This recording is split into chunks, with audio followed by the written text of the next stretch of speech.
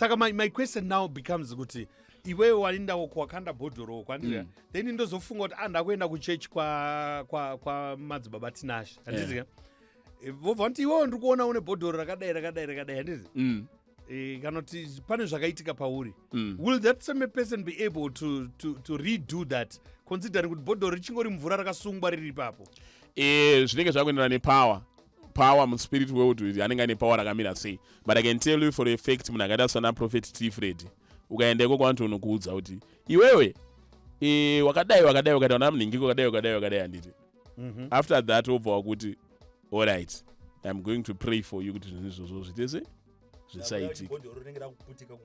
rinogona kungorapika zita rako chete mumvura ikoko mazita ana patisani nanatinashosa